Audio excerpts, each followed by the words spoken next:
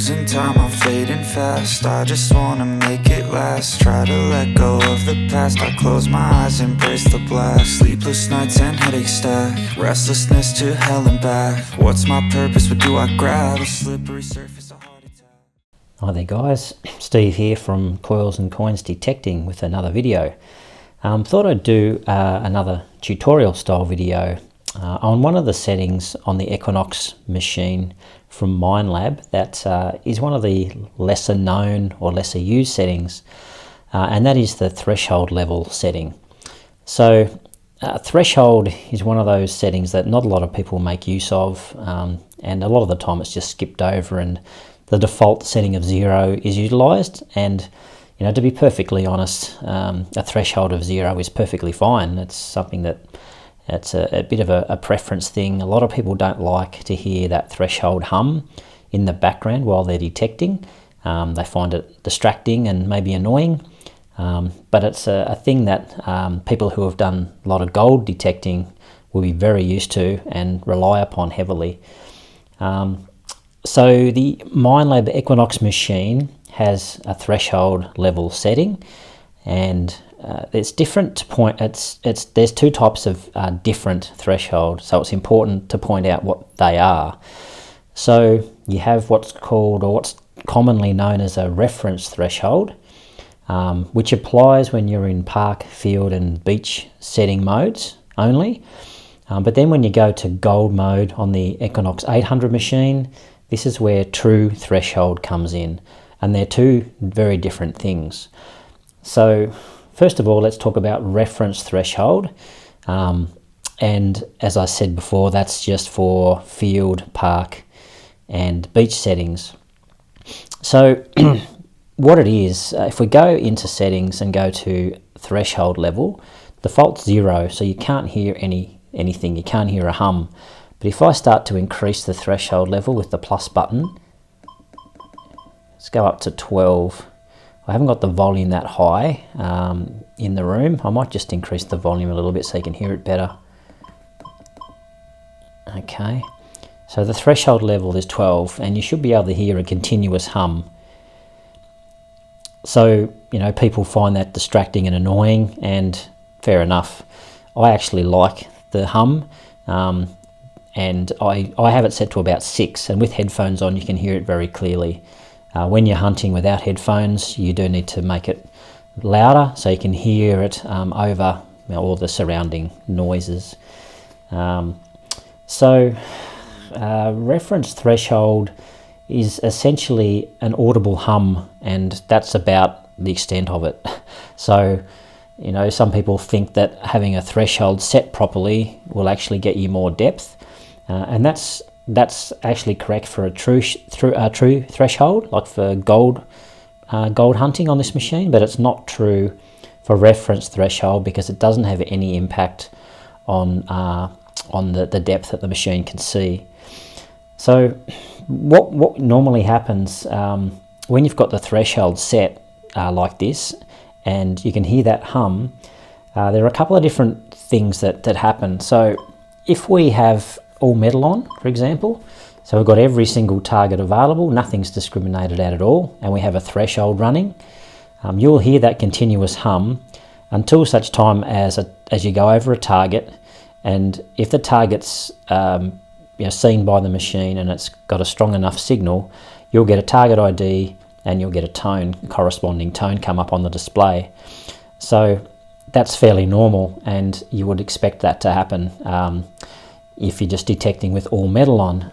However, if you discriminate out certain target IDs, in this case we've discriminated out below 15, when you go over a target in this scenario where you've got targets discriminated out, what will happen is that the threshold hum will actually blank out or null out. And I'll do some practical demonstrations of this after we've talked about it a little bit. There's a video I've done in the field where I demonstrate this, so we'll come back to that. But if you're in the field detecting and you've got discrimination set and you go over a target that's discriminated out, the threshold will blank out or null out. And that just is a straight away, that's an indication that there's a target in the ground that you've discriminated out. Now that's fine. I mean, you might think that's not that useful, but what it does allow you to understand is that there are targets in the ground that you're not hearing, or that are nulling the threshold out. And the more that's happening, obviously the more targets there are in the ground, the higher the target density. And then once you understand what the target density is in that area, that will affect things like your recovery speed, your sensitivity, your ion bias settings, and also your swing speed. They're all things that can be changed and should be changed depending upon where you're detecting and the kind of results that you're getting while you're detecting. Okay, so the reference hum is a useful tool, and I use it all the time to determine the target density. And then once I know that, I can then make those other adjustments as I mentioned. As I also mentioned, headphones are very important here. You'll hear things a lot more clearly if you're wearing your headphones. So threshold, the threshold level setting, you can go from 0, which is basically off, all the way up to 25, which is the maximum. Now that's extremely loud, and you probably wouldn't have it that high, but I think with headphones, as I said, about 6, without probably 10 or 12, something like that. On the Equinox 800 machine, you can also change the pitch of that hum. So it goes from 1, I think, right up to 25, I believe, is the highest pitch. And that's pretty annoying. So generally speaking, 4 is the default, and that's fine. Some people like 6. That's fine too. You go into the pitch by holding down the setting button when you're in threshold level mode on the menu. With the 600 though, you can't change the pitch of that hum. It's just it's locked in at I think it's 4. So that is a slight difference between the two machines, but you can change those settings a little bit. So the next thing I want to talk about there is true threshold. So this is the threshold when you are hunting in gold mode. So when in gold mode, threshold is set to 12 by default, and I believe if you go in here on the 1200 machine, the pitch is set to 11 by default there, and you can change the pitch again on the 800 machine. Well, 600 machine doesn't have gold mode, so it's irrelevant to the 600, but you can change the pitch, and you can change the volume of the threshold while you're in gold mode, gold 1 and gold 2. So the difference here though in gold mode is that obviously if you go over a target that's big enough or shallow enough for the detector to pick up, it will report a target ID and a corresponding tone as well, as it does in the other modes. But the big difference with true threshold is that even if the target's too deep for the machine to report a target ID and a corresponding tone, you may still hear a fluctuation in the threshold hum. And that's an indication that there is a target there, and it may well be quite deep, or deeper than the machine would normally be able to see to report back information. But it's big enough or discernible enough for the hum to be broken through, for that threshold to be broken through. So that would mean it's a target that you may want to investigate. So it works in a different way to the reference threshold. Same thing is true here. Headphones, you really want to be wearing headphones to get the most out of that capability, because otherwise you might miss those very subtle changes in the threshold. So hopefully that's given you a bit of an idea of what the differences are between the two types of threshold and when you might make use of them. So what I'll do now is I'm going to jump over to a video that I recorded a few weeks ago where I demonstrate the usefulness of the reference threshold. Personally, I don't do a lot of gold detecting, so it's a bit hard for me to show that in a real setting, but the reference threshold I do use quite a bit. And as I explained earlier, I will use that to determine target density in an area by listening for that nulling effect when detecting and discriminating out ferrous. And then when I discover what sort of density I'm dealing with, if it's very high density, that's good because I know there's been activity there, there's a lot going on in the ground, that's a good thing. And then if I find a very high density, I will then adjust my recovery speed, and I'll take that up to 8,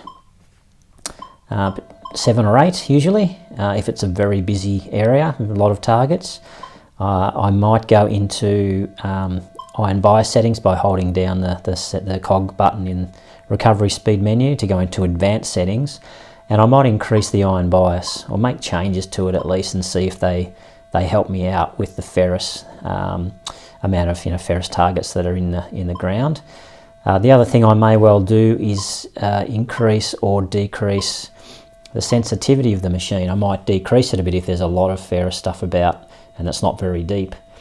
And I also might find, again, if it's a high density, I might slow my swing speed down, just so the machine has a better chance of hearing all the targets that are there and potentially picking out a good one amongst all the ferrous and all the bad tones. Listen for those good ones.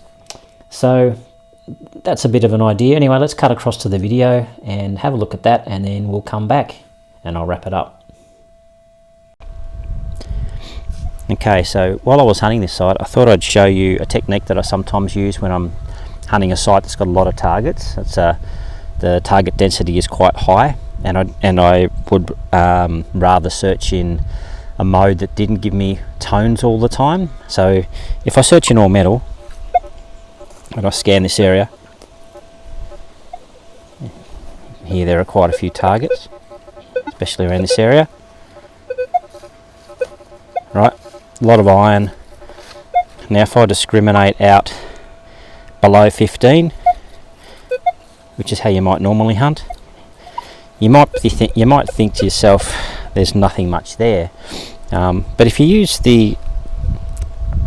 I use the threshold sometimes instead of all metal, and what happens, I'll turn it up a bit so you can hear it, what happens when you go over a rejected target is you'll hear a blanking effect. You'll hear the threshold tone null out, and so if you're scanning an area and you've got your threshold up, you can hear how many targets are in the ground that way too.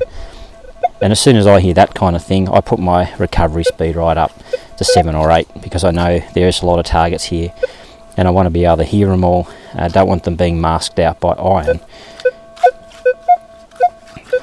So just a little tip, sometimes it's worth using the threshold. It's a lot easier to hear on the headphones, and I usually hunt with my threshold at about 4 or 6, and you can hear that quite clearly on the headphones. It's a bit harder to hear without them, like this. But yeah, if I didn't know any better and I was just hunting with my discrimination set like this, I would think there was not much here. There's a patchy signal there, but which I'll check out in a minute.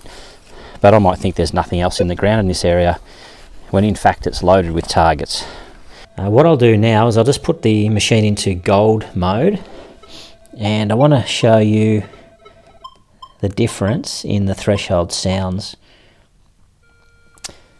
So we're in gold 1, you can hear that threshold, and a very clear and concise 15, 17 actually, yeah, 17 when I wave the ring over it, and it's showing me a target ID on the display, and it's making a very clear tone. However, if I get above the coil even further, and it's actually out of the shot now, here on the edge of the detector's range, which is probably a good, I don't know, 12, 14 inches away,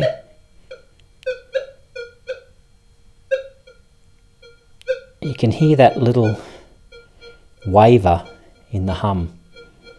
Now I'm not getting a target ID or anything, or a tone on the machine. Not getting a target ID, that's for sure. But I am getting that little waver in the hum, and that's the true reference, true threshold, rather, not reference threshold. Hear that? If you were looking for gold and you heard that, but you weren't getting a target ID, you would definitely still be investigating it, because there's enough of a signal there to break the threshold. So hopefully that gives you a bit of an idea. It's hard to demonstrate these things inside and not out in the field, but hopefully that's useful to you as well. Okay, so you can see from that video, I was in a bit of an area where there had been an old building. There are a lot of targets in the ground in certain places. I did, at that time, I think, go to a higher recovery of 7 or 8. My sensitivity, I think, was about 20, low 20s, 21, 22, something like that. I might have changed it here and there. Iron bias settings, I think I was running about 3. And I did find a couple of pretty nice coins in that area, and a few other relics. So it definitely works, and it just helps understand where you're detecting, because at the end of the day, you can run the detector with stock standard default settings and you will find good stuff, there's no doubt about it. Minelab defaults are absolutely fine and very well, the machine's very well designed to run with those defaults, so you don't really need to change them in most situations. But occasionally it's worth changing some of the advanced settings, just to give you a little bit more of an edge, in, as I say, certain situations. High trash areas is definitely one of those situations where you want to make the most of the machine's capabilities, and they are multi-frequency and very fast recovery speed, and great sensitivity. You want to make use of those functions and get the most out of the machine when the time is right to do so. Anyway guys, that's enough for this video. Hopefully you found it useful. If you got something out of it, please like. If you haven't subscribed, please do that. Help me grow the channel. And if you want to leave a comment, that'd be great. I'd be keen to hear what you have to say about the video and the topic of threshold. So until next time, I hope you have a good time detecting. Hope you find some cool stuff, and I'll see you on the next one. Bye for now.